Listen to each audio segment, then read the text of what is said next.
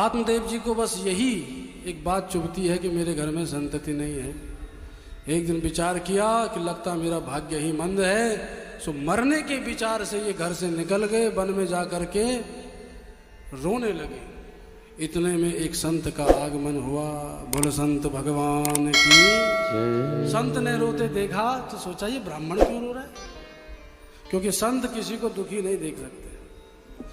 पास आकर के बोले, ब्राह्मण कथम रोदिषि विप्रत्वम काते चिंता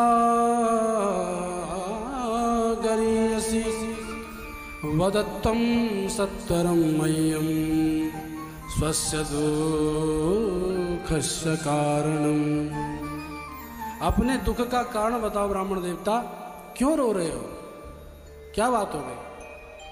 तो सर पीट करके आत्मदेव जी बोले, घर में जो गाय पालता हूँ वो बांझ हो जाती है, वो बछड़ा नहीं देती, फिर दूध देना बंद कर देती है। घर में जो पौधा लगाता हूँ वो सूख जाता है, घर में जो फल आते हैं वो सड़ जाते हैं। मेरे घर में संतति नहीं महाराज। पाल्यते यो मयाधेनु सावंध्या सर्वथा भवे मया रोपितो यया वृक्षा सोऽपि वन्ध्यत्वमाश्रये। इतना मैं अभागा जीव हूं। अब जब ये सुना तो संत ने उसकी ललाट रेखाएं पड़ी, और संत तो भाई त्रिकाल दृष्टा होते हैं। भजनानंदी महात्मा थे, उन्होंने जैसे देखा, अरे बोले तू क्यों रो रहा है? वो प्रसन्न हो गए, लगता है ये कहने वाले तेरा तो बच्चा होगा। पर संत बोले तू रो क्यों रहा है? अरे तेरे तो इस जन्म में संतान तो छोड़, 7 जन्मों तक तेरी संतति नहीं है। अब जब ये सुना महाराज तो रोने लगा और ज्यादा। ए बाबा, कुछ भी बोलते हो, कुछ होश भी है? अरे कम से कम भविष्य के बारे में बता रहे हो, जरा सोच करके तो बोलो। मैं इस 7 जन्म की सुना दी। इसीलिए जो ज्योतिषी होते हैं ना, बड़े बुद्धिमान होते हैं। ज्योतिषियों के पास कुंडली लेकर के जाओ तो क्या कहते हैं?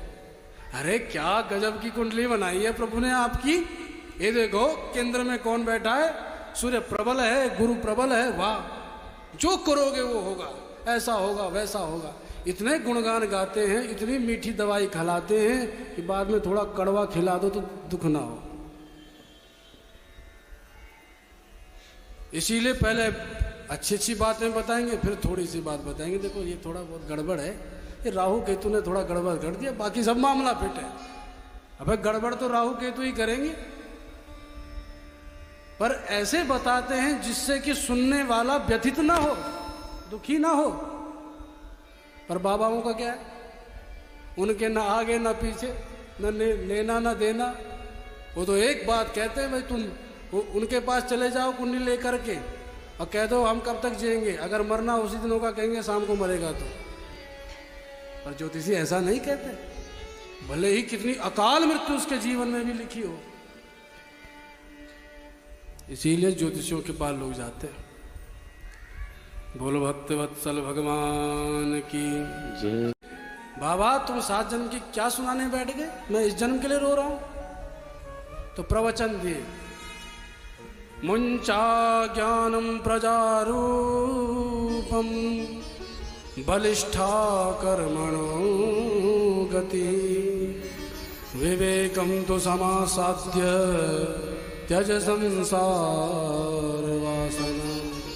आत्मदेव, विवेक को धारण करो, संसार की वासना कामना सब छोड़ दो, क्योंकि संसार में जो आया है वो जितनी कामना करेगा उतना दुखी होगा।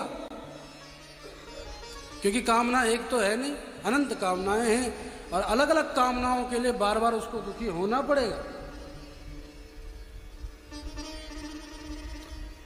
और तुम पुत्र की बात कर रहे हो, ये तो जरूरी नहीं कि तुम्हारा पुत्र तुम्हें सुख ही देगा। अरे संततेह सगरो दुखम अवापांगः पुरा तथा।